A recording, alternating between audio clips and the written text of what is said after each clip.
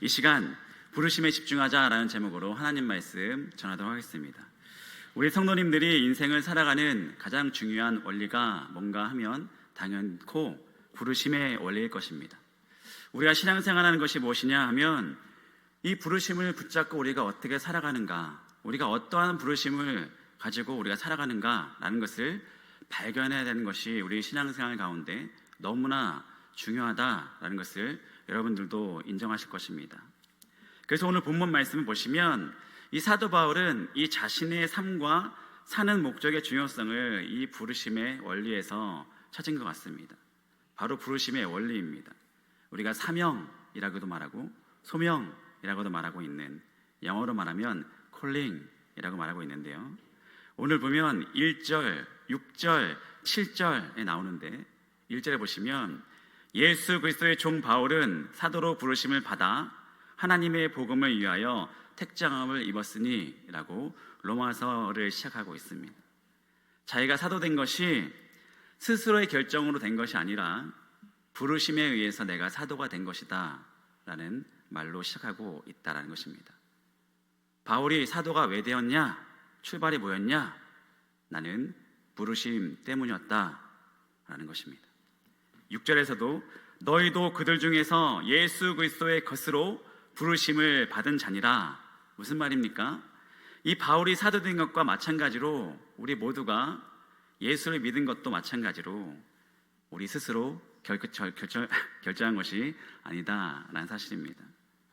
내가 예수 믿는 것도, 내가 집사가 되고 권사가 되고 안수 집사와 장로님이 된 것도 부르심을 통하여서 된 것이 때문에, 부르심을 통하여서 된 것이지 내가 결정한 것이 아니다라는 사실입니다. 특별히 오늘 교사헌 신예배로 우리가 예배를 드리고 있는 가운데 교사들뿐만 아니라 우리 모두가 이 부르심의 원리에 대해서 우리가 좀 깨달아야 된다라는 사실입니다. 요한복음 6장 33절 보시면 예수님께서 이렇게 말씀하십니다. 요한복음 6장 37절, 예수께서 내게 주시는 자는 다 내게로 올 것이요, 아버지께서 내게 주시는 자는 다 내게 올 것이요. 그 말씀을 보시면 아버지께서 주신 자라고 나옵니다. 우리들의 결정이 아니다라는 것이죠. 요한복음 6장 65절을 보시면 또 이르시되 그러므로 전에 너희에게 말하기를 내 아버지께서 오게 하여 주지 아니하시면, 내 아버지께서 내게 오게 하게 하지 주지 아니하시면 누구든지 내게 올 수 없다 하였노라 라고 전하고 있습니다. 하나님께서 허락해 주셔야, 부르셔야 오는 것이지 자기가 오고 싶어서 오고 가는 것이 아니다라는 말씀입니다. 그래서 오늘 말씀 7절도 보시면 우리가 성도로서 부르심을 받았다라는 표현을 쓰고 있습니다. 계속해서 부르심이라는 단어가 반복되어서 사용되고 있다라는 것을 우리가 기억하시길 바랍니다.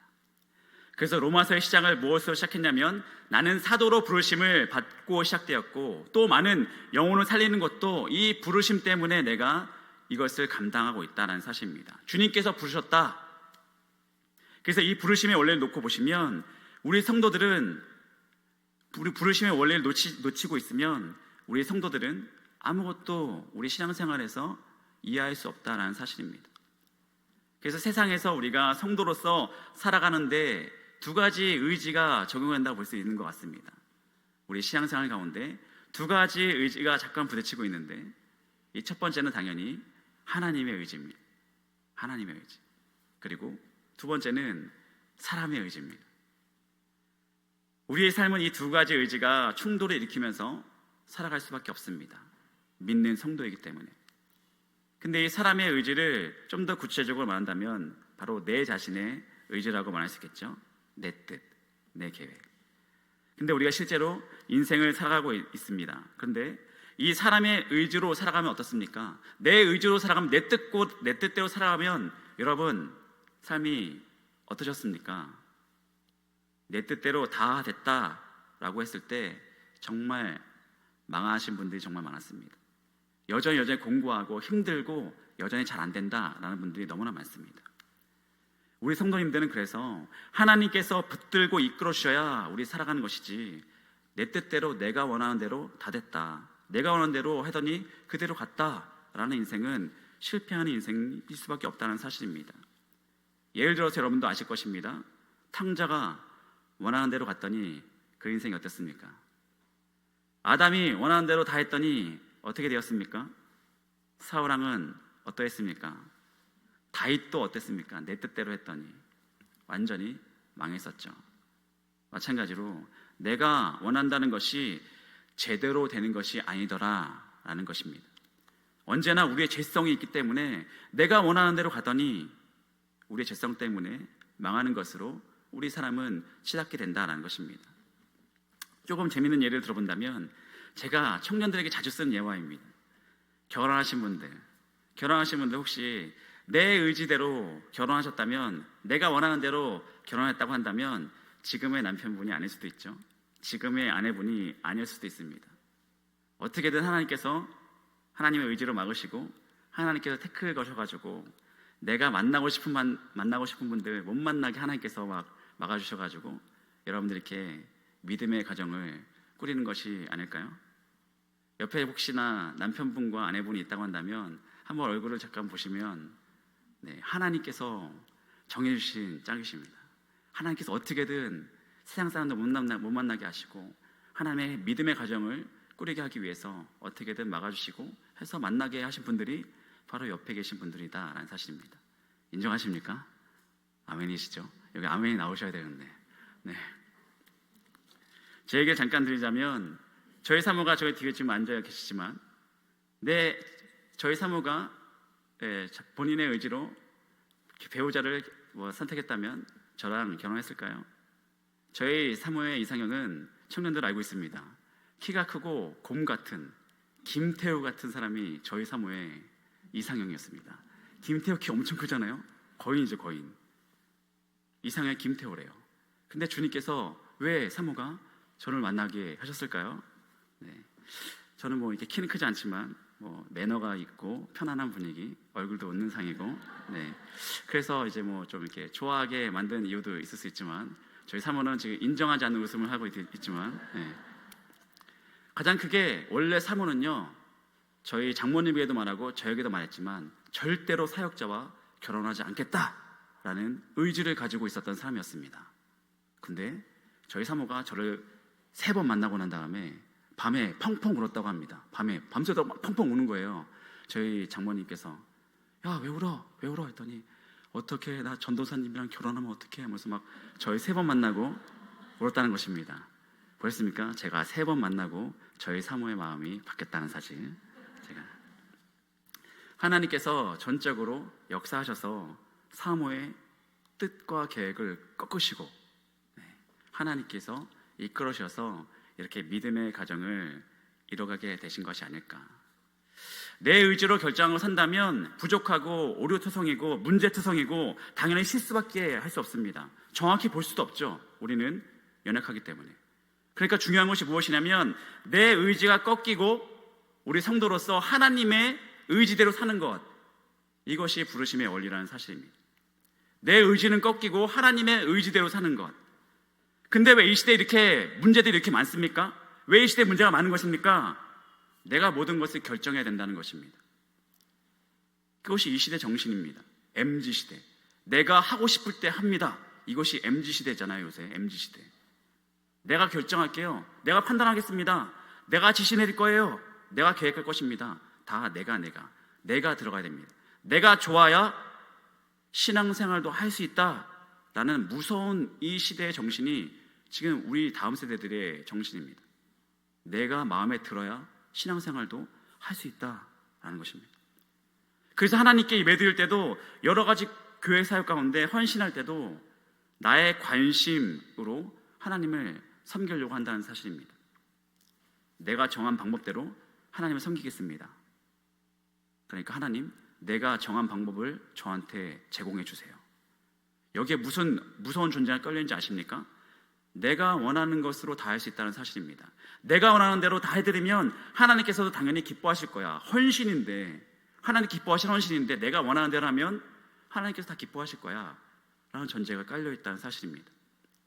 마치 너무 무섭게도 하나님을 어떻게 생각하냐면 아무 의지나 아무 판단력도 없는, 죄송합니다, 하나님을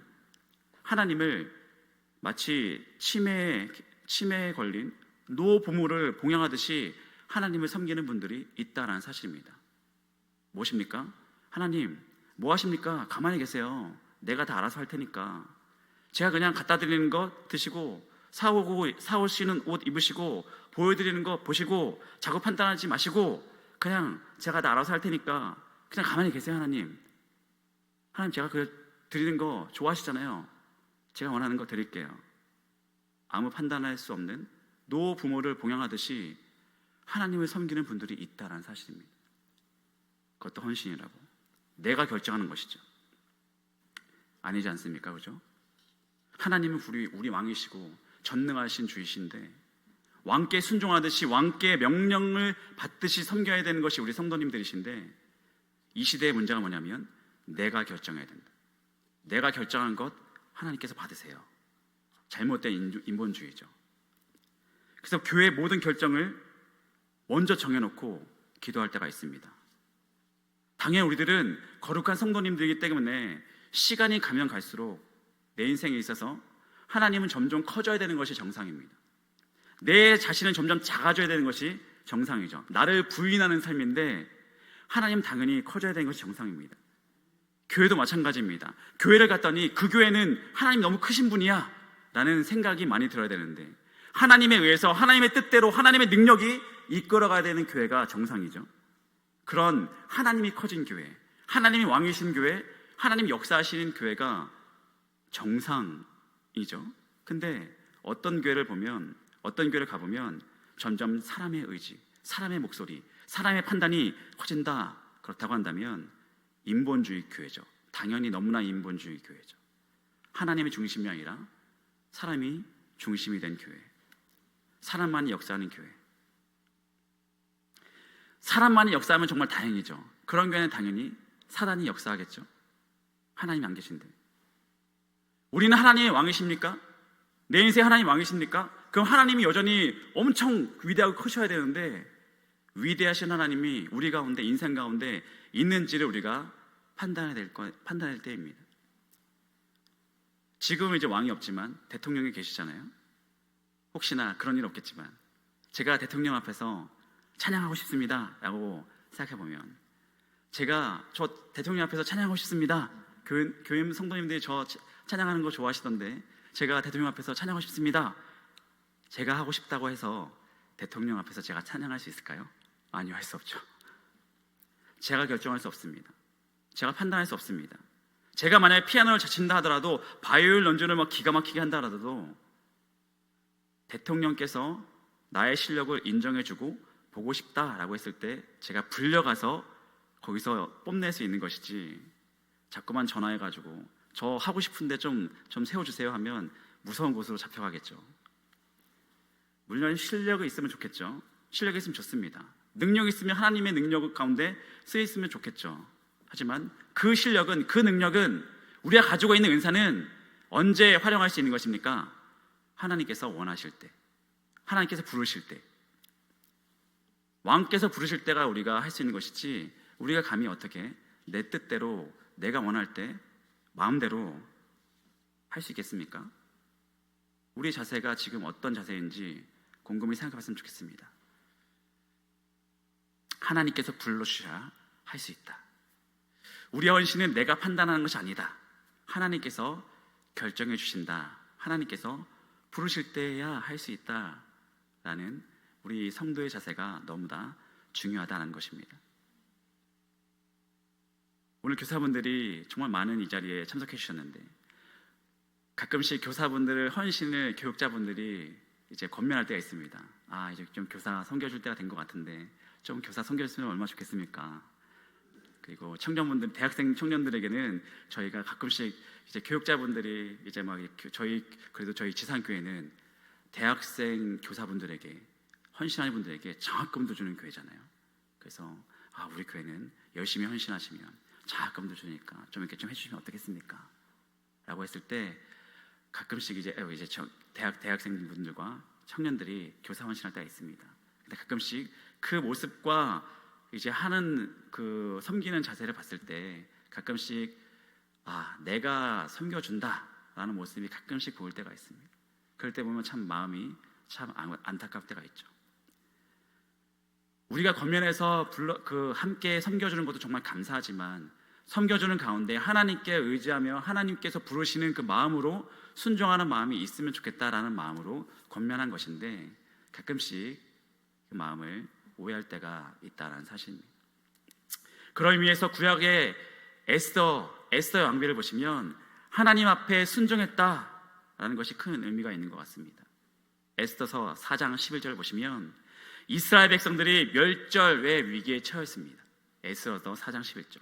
삼촌 모르드게가 왕 앞에 나아가라 그랬더니 나아가서 우리 민족을 구원해줘라 라고 에스더에게 얘기했더니 에스더가 4장 11절에 이렇게 말합니다.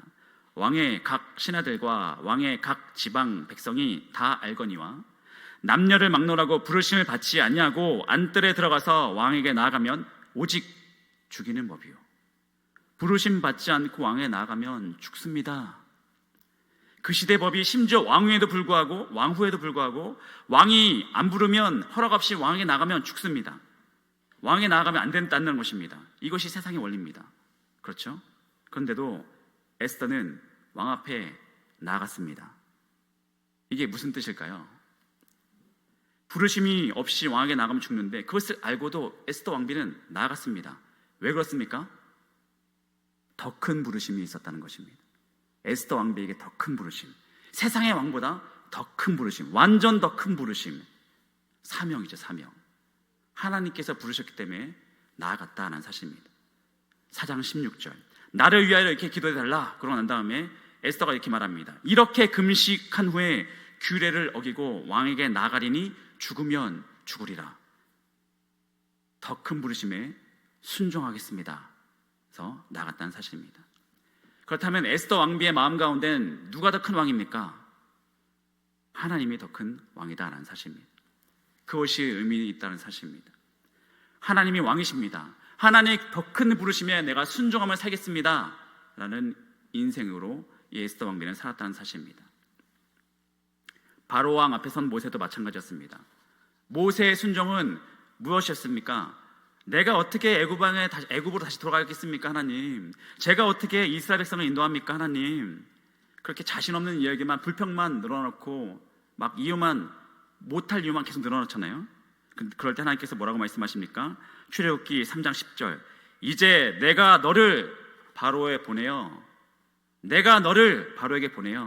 누가 불렀다는 것입니까? 하나님께서 부르셨다라는 것입니다. 내가 내 백성을 너를 통해서 이스라엘 자손을 애굽에서 인도하여 내겠다. 내가 너를 사용하겠다. 이 하나님의 부르심에 결국 모세는 순종합니다. 왜 그렇습니까? 바로보다 하나님이 더 컸기 때문입니다. 여러분, 하나님의 부르심을 응답하고 순종하는 이유가 무엇입니까? 하나님이 창조주시기 때문입니다. 유일한 하나님이시기 때문입니다. 가장 크신 분이기 때문입니다. 우리가 그것을 꼭 기억하시기 바랍니다. 여러분보다는 당연히 크신 분이십니다. 우리가 이 삶의 원리 가운데 이 원리가 너무 중요합니다. 그래서 한번 따라해 보겠습니다. 제가 처음으로 한번 사용해 보는데요. 한번 따라해 보겠습니다. 불러주셔야 할 수 있다. 불러주셔야 할 수 있다. 예, 우리는 불러주셔야 할 수 있는 인생들입니다. 그럼에도 불구하고 우리 인생 가운데 부르심과 상관없는 인생이 있을 수 있겠죠? 어떤 인생입니까? 내 욕심과 내 판단이 기초가 되는 인생. 아까도 말씀드렸다시피 실패할 가능성이 너무나 큽니다. 내 판단과 내 욕심이 가득한 인생, 다 무너지게 된다는 말씀입니다. 그래서 교회도 그렇고 개인도 그렇고 우리가 점검해야 될, 묵상해야 될 질문이 너무나 확실합니다. 오늘도 하나님의 부르심이 있을까? 내 인생 가운데 지금 이 일은 하나님의 부르심이 있는가? 이 부르심의 기초에서 인생을 다시 계획해 나가야 된다는 말씀입니다. 정확한 부르심, 너무나 중요하다는 사실입니다. 그래서 적용입니다. 그렇다면 우리가 어떻게 살아가야 됩니까? 부르심에 응답하며 살아야 한다는 사실입니다. 부르심에 응답하며 살아가야 된다. 당연히 너무나 알고 있지만 우리가 너무나 잊고 있는, 결단하지 못하는 것. 먼저 정확한 부르심을 알아야 될 것이고, 매 순간마다 이 부르심 응답하는 인생이 바로 제대로 된 성도의 인생이다라는 사실입니다. 제대로 된 교사의 삶이다라는 말씀입니다. 제가 청년 예배 때는 항상 예화로 저희 가족과 청년들을 예배가 될 때 많은데, 이 시간도 제가 실명을 거론하면서 한 명의 청년을 얘기하고 싶은데, 크게 문제가 되지 않으면 저를 실명을 좀 잘 얘기하는 편입니다. 평일 5시, 6시가 되면 한 청년이 교회로 들어옵니다. 매일 퇴근 후에 5시, 6시가 되면 교회로 나오는 청년이 있습니다. 최민규 청년인데요, 방송실에 있는 것 같은데, 교회 매일 출근하는, 교회 출근 아니죠, 교회에 오는 이유가, 퇴근 이후에 교회에 나오는 이유가 확실합니다. 물어봤더니 집에 있으면 쉬고 싶고 개인적인 일만 하고 아무것도 안 하고 있는 것 같아서 교회에 나온다는 것입니다. 그럼 교회 나오면 민규 청년이 뭘 하시는지 아십니까? 교사로서의 일과 또 찬양 콘티를 짜고 하나님의 일을 한다는 것입니다. 민규 청년이 인격적으로 완벽하진 않는 것 같습니다. 좀 개인적으로 친해져 보니까 인격적으로 완벽하지 않은 것 같습니다. 하지만 내가 원하는 것보다도 하나님께서 원하신 것이 무엇인지를 고민하면서 사는 인생인 것 같아서 제가 좀 청년 예배 가운데 칭찬을 많이 합니다. 마찬가지입니다. 우리 성도의 삶도 우리가 인격적으로 여전히 우리는 완성되지 않은 사람인 것 같습니다. 하지만 내가 원하는 것보다, 내 생각보다, 내가 쉬고 싶은 것보다 주님의 부르심에 어떻게든 응답하려고 노력하는 삶이라고 한다면 하나님께서 기뻐하지 않을까 생각이 들었습니다. 교사로서 좀 예화를 좀 들고 싶어서, 매 순간마다 내가 원하는 것, 나를 위하는 것, 나에게 좋은 것, 내가 편하는 것, 우리가 가장 원하는 삶이 아닙니까? 그러나 나의 뜻을 내려놓고 집에서 TV를 볼 수 있지만 하나님께서 원하신 뜻대로 이끌려 가길 원하는 것, 그것이 중요하다라는 사실입니다. 어떨 때 이 청년이 토요일마다 저희들 교육자보다 더 늦게 갑니다. 9시, 10시에 막 가요. 아무리 이 청년을 이길 수가 없어요, 토요일 저녁에는. 그래서 먼저 퇴근합니다 라는 말이 얼마나 미안한지 모르겠습니다. 저희 교회에 이런 교사가 있다는 것은 정말 감사한 일입니다.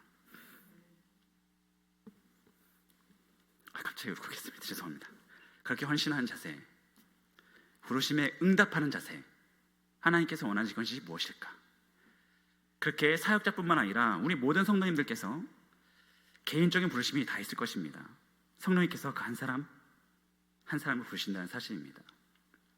그렇게 성령님께서 그 마음에 그 불을 확 주실 때가 있죠. 성령님께서 나에게 그런 마음을 주시는구나, 나에게 이런 마음을 주시는구나. 그래서 생각지도 못하는 분들이 봉사하게 되고, 헌신하게 되고, 헌금하게 되고, 희생하게 되고, 우리 모두를 놀라게 하면서 교회가 뜨거워진다라는 사실입니다. 왜 그렇습니까? 내가 원하는 것이 아니라 하나님께서 원하신 것에 응답하게 될 때 우리는 그런 일들을 보게 된다는 사실입니다. 이것이 주님의 부르심에 응답하는 삶입니다. 그래서 우리 하나님의 백성들이, 성도님들은 생각과 지식에 의해서 배우는 것이 아니다라고 들었습니다. 생각과 지식에 의해서 배우는 것이 아니라 우리는 사로잡힘에 있다라는 것을 들었습니다. 사로잡힘이다. 우리의 성도의 삶은 사로잡히는 것이다. 지식, 서로의 머리에 주고받고 가르침에 받는 것이 아니라 성령님께 사로잡히는 인생, 붙들림 바 된 인생. 우리가 너무 원하는 인생이죠. 성령 충만한 인생. 하나님께서 그 사로잡힌 사람을 통하여서 역사하신다라는 사실입니다. 그래서 그 부르심에 사로잡히려면 어떻게 해야 됩니까? 일단 말씀이죠. 부르심은 말씀이 들려야 우리가 응답할 수 있겠죠. 그 첫 번째, 말씀이 들리는 곳에 우리는 항상 있어야 될 것입니다. 말씀이 들리는 곳에 가야 된다는 사실입니다. 자꾸만 나는 말씀이 없는 곳에 있는 것 같습니까? 자꾸만 내가 딴 길로 가는 것 같습니까? 그곳에 말씀이 없습니까? 그러면 당연히 그곳에서는 우리는 부르심을 받을 수 없다는 사실입니다. 말씀이 없는 곳으로 가면, 아무것도 들리지 않는데 어떻게 우리가 부르심에 응답할 수 있겠습니까? 나는 주님의 부르심이 없으니까 아무것도 안 해도 괜찮아.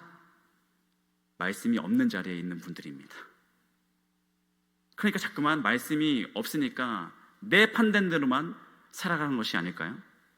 관습대로 살아가고 유행에 따라 살아가고 남들이 대세라고 말하는데 남들 눈치 보면서 살아가고 대세, 유행.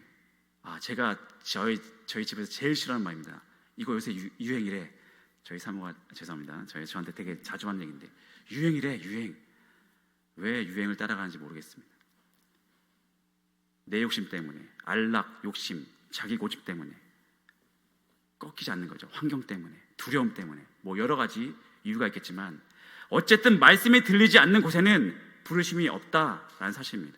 그렇기 때문에 하나님의 음성을 듣기 위해서, 부르심을 받기 위해서 우리는 말씀이 있는 곳에 당연히 있어야 된다라는 너무나 당연한 사실을 꼭 기억하시기 바랍니다. 그래서 부르심에 사로잡힌 인생 두 번째는 말씀이 있는 자리에서 말씀이 들릴 때 순종하자라는 것입니다. 쉽지 않죠. 쉽지 않습니다. 말씀이 들릴 때 순종하는 건 너무나 쉽지 않습니다. 그렇기 때문에 우리가 기도하는 것입니다. 성령님을 의지하면서 기도하는 것입니다. 말씀이 들릴 때 내가 순종케 도와주세요. 그래서 우리가 기도하게 되죠. 성령님 도우시며 기도하게 되죠. 그렇게 해서 하나님께서 우리의 마음에 넣어주십니다. 그래서 어떻습니까? 우리가 말씀을 듣고 기도의 이후에 기도의 내용들이 어떻습니까? 말씀을 놓고 기도하면 하나님께서 말씀을 순종하게끔 마음을 부어주시는 것이죠. 또 그 내용들이 또 부르심의 내용들이 너무나 많습니다. 기도에 불을 붙여주시고 또 부르심을 주시고 현실을 이루어지게 하시고 그 부르심에 순종케 마음을 또 부어주시고 그것이 능력 있는 성도의 삶이지 않을까 싶습니다. 부르심이 현실로 이루어지는 성도의 삶, 말씀이 현실로 이루어지는 성도의 삶. 그래서 이 부르심의 순종에 대해서 쉽게 표현한 분이 있었는데요, 미국의 빌 하이베스 목사님이 계십니다. 뭐 이름은 까먹으셔도 됩니다. 이분이 어떤 책을 쓰셨냐면 너무 바빠서 기도합니다, 막 이런 책을 쓰셨던 분이거든요. 근데 이분이 예화로 이런 말씀하십니다. 자신은 윈드서핑을 좋아하신대요. 윈드서핑, 파도 타기를 본인이 좀 잘한다고 말씀하시는데 자기가 어떻게 파도를, 윈드서핑을 잘 타냐 했더니 그분이 이렇게 말합니다. 나는 파도를 만들어낼 수 없는 사람입니다. 파도를 만들어낼 수 없습니다. 이것을 인정해야 윈드서핑을 잘한다라는 것입니다. 당연히 우리는 파도를 만들어낼 수 없죠. 자기가 미시간호에서 파도 타기를 많이 해봐서 이젠 참 잘 타는데 자기가 어떻게 파도 타기를 잘했냐 하니까 나는 파도를 만들어낼 수 없으니까 파도가 올 때까지 파도를 기다리고 있어야 되는 거라는 겁니다. 파도가 올 때까지 파도를 기다리고 있어야 된다. 그렇게 기다리다가 파도가 올 때 자기는 파도 타기를 한다는 것입니다. 그렇게 파도가 올 때 파도를 타야 잘 탈 수 있다. 무슨 말입니까? 내가 파도를 만들어서 타려고 하니까 자꾸만 넘어지고 힘들고 그렇다는 것입니다. 똑같이 너무나 당연하고 우리가 깨닫지 못하는 것, 부르심은 우리가 만들어내는 것이 아니다라는 사실입니다. 부르심은 하나님께서 주시고 불러주셔야 우리가 응답할 수 있다라는 너무나 중요한 사실입니다. 파도는 하나님의 것입니다. 파도가 올 때 그것을 탄다는 것이 무슨 말씀입니까? 부르심에 순종한다, 부르심에 응답한다 라는 뜻일 것입니다.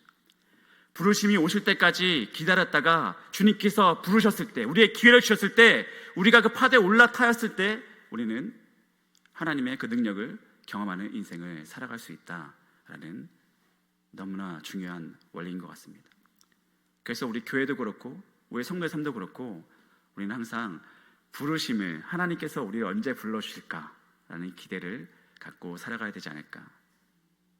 부르심 없는 것에 만족하는 인생이십니까? 나는 하나님께서 부르시지 않았기 때문에 나는 여전히 지금도 예배만 드리면 됩니다 라는 것으로 만족하는 삶들이십니까?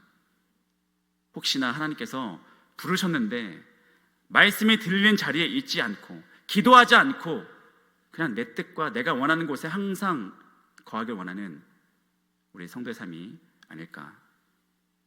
부르심이 없을 수가 없죠. 자꾸만 공허하다 그러고 마음의 위로나 받다 그러고 자꾸만 딴짓을 하려고 하는 나의 마음에 순종하려고 하고, 말씀이 있는 자리에서 우리 모두는 부르심을 받는 성도가 되는 것이 마땅하다라고 생각합니다. 마지막입니다. 그래서 부르심을 받게 되면 결과는 좋다라는 것을 말씀드리고 싶습니다. 부르심을 받은 성도의 삶은 실패가 아니라 두려움과 의심과 모든 고난이 있는 것이 아니라 좋다라는 것입니다. 로마서에서만 찾아보겠습니다. 부르심에 대한 결과가 두 군데 나오고 있습니다. 첫 번째가 로마서 8장 28절. 우리가 알거니와, 너무나 좋은 말씀이죠. 우리가 알거니와 하나님을 사랑하는 자, 그리고 그거에 대한 동의어가 나옵니다. 하나님을 사랑하는 자, 곧 그의 뜻대로 부르심을 입은 자들에게는 모든 것이 합력하여 선을 이루느니라. 우리가 너무나 좋아하는 말씀. 성경을 보니까 합력하여 선을 이룬다.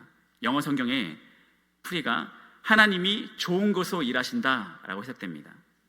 합력하여 선을 이룬다, 영어로 시너지라고 말하고 있는데, 선한 것이 되었든 악한 것이 되었든 모든 난관과 어려움들을, 이 모든 것을 합쳐가지고 하나님께서 어떻게든 좋은 것으로 만드신 것 같은 너무나 우리가 좋아하는 말씀, 시너지 표현할 수 있을 것이고, 영어 성경으로 하나님이 일하신다 라는 것입니다.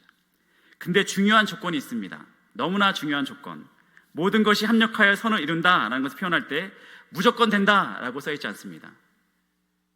어떤 사람만이 가능하다 라고 나와 있습니까? 28절 보니까 부르심을 입은 자, 부르심을 입은 자들만 가능하다 라고 나와 있습니다. 부르심을 입은 자들, 부르심으로 살아가고 부르심에 응답하면 하나님께서 합력하여 선을 이루게 일하신다 라고 말씀하시는 것입니다. 시너지가 생기고 하나님이 일하게 되는. 그래서 하나님이 일하시는 것을 체험하기 위해서 우리가 해야 될 것은 무엇입니까? 부르심에 응답한 삶이다 라는 것입니다. 그래서 부르심을 살면 첫 번째, 하나님께서 강력하게 일하시는 것을 우리가 경험하게 되고, 또 부르심의 결과에 대해서 나오는 것이 로마서 11장 29절입니다. 로마서 11장 29절. 하나님의 은사와 부르심에는 후회하심이 없느니라. 좀 전에 우리가 함께 교사 특성으로 불렀던 찬양인데, 하나님의 부르심에는, 은사와 부르심에는 후회하심이 없다라고 표현해 있습니다. 하나님의 부르심의 능력이 은사죠. 그리고 그 부르심, 하나님께서 이 은사와 부르심에 후회하심이 없다라는 것입니다. 후회하심이 없다가 영어 성경으로는 변경할 수 없다라고 해석할 수 있습니다. 하나님의 부르심은 변경하지 않는다는 말씀입니다. 다른 영어 성경으로는 절대로 취소할 수 없다라고 표현됩니다. 그러니까 작정하고 부르셔서 절대 취소하지 않는다라고 해석할 수 있겠죠. 그러면 이 말씀 듣고 갑자기 뜨거워 하시는 분도 있을 수 있죠. 아이고 큰일 났네, 어떡하지? 그냥 가벼운 마음으로 헌신하려고 했는데 이 말씀 들어보니까 취소할 수도 없고 변경할 수도 없고 하기 싫어도 계속 앞으로 주구장창 해야 되는 거 아니야? 가끔 가다가 헌신을 놓고 말씀하신 분들의 말씀을 들을 때가 있는데, 내년에는 정말 하기 싫다고, 내년에는 정말 안 하고 싶다고, 이제 한 번 했으니까 이제 앞으로 이제 안 할 거라고. 어떡하죠? 큰일 났습니다. 하나님 부르시면은 절대로 취소가 없다고 말씀하십니다. 이렇게 해석하는 것이 아니라 하나님께서 당신의 백성들과 자녀들을 쓰시는데 그렇게 사용하시겠습니까? 부르심에 응답만 한다면 이 말씀은 이 부르심에 우리가 충분히 감당할 수 있도록 능력을 부으시고 도와준다라고 우리가 해석할 수 있을 것입니다. 취소하지 않는 데는 이유가 있다는 것입니다. 우리가 부르심을 충분히 감당할 수 있도록 은사도 부으시고 더 도와주시고 감당할 수 있도록 우리를 이끌어준다라는 사실입니다. 그래서 부르심 안에서 승리할 수 있는 비결이 무엇입니까? 우리가 하나님의 부르심에 순종하는 인생이 될 때 우리는 승리할 수 있다라는 사실입니다. 그래서 말씀을 정리하겠습니다. 우리가 이 부르심에 순종하는 인생이 되기 위해서 이 전제 조건이, 우리가 부르심에 있는 그 말씀이 있는 자리에 우리가 늘 항상 거하게 되는 우리 모두가 되기를 주님의 이름으로 축원드립니다. 그래서 오늘도 날마다 기도할 때마다 하나님께 나아갈 때마다 말씀이 있을 때마다 분명히 하나님께서는 그날마다도 또한 여러 인생 가운데 분명한 부르심이 있을 것인데 그 분명한 부르심을 듣는 귀와 영적인 귀가 열리고 그리고 또 영적인 눈이 열려서 그 부르심을 정확하게 판단할 수 있는 믿음을 허락하게 달라고 늘 간구하시면서 그 부르심이 있을 때 응답할 수 있는, 순종할 수 있는 믿음을 있게 해달라고 성령님의 도움을 간구하시면서 오늘도 우리가 부르심의 이 자리에 어떤 사역이 되든 어떤 직책이 되든 어떤 상황이 되든 특별히 우리 교사 헌신 예배로 우리 교사분들이 이 자리에 많이 계시는데 여러분들이 내가 선택한 교사가 아니라 하나님께서 나를 통하여서 얼마나 많은 다음 세대들을 나한테 맡겨주실까. 나의 인생도 소중하지만 나에게 맡겨진 인생이 얼마나 소중한지도 분명히 여러분 교사분들은 깨달으실 것입니다. 그 인생들을 오늘도 어떻게 나를 통하여서 그 인생 변화시킬까. 그래서 우리 교사분들이 이제 내일부터 저희 청년 수련회가 시작됩니다. 청년 수련회가 왜 처음 시작되는지 아십니까? 교사분들이 청년 수련회 통하여서 많이 계시기 때문에 청년 수련회 통하여서 우리가 은혜 받고 이제 각자 교육부서 수련회 통해서 그 은혜 받은 것을 우리 제자들에게 나눠주겠다라는 것이 일단 전제 조건입니다. 저희 청년분들을 위해서, 교사분들을 위해서 또 각자 맡은 그 구역을 담당하고 있는 강사분들도 교사라고 본다고 한다면 우리 교사분들을 위해서 함께 기도해 주셨으면 좋겠습니다. 우리 모두 성도님들은 각자의 부르심 자리에서 그 부르심을 듣고 그 부르심에 의해서 적극적으로 순종하면서 우리도 말씀을 현실되는 교회 100% 승리의 삶을 살아가는 우리 모두가 되기를 주님의 이름으로 축원드립니다.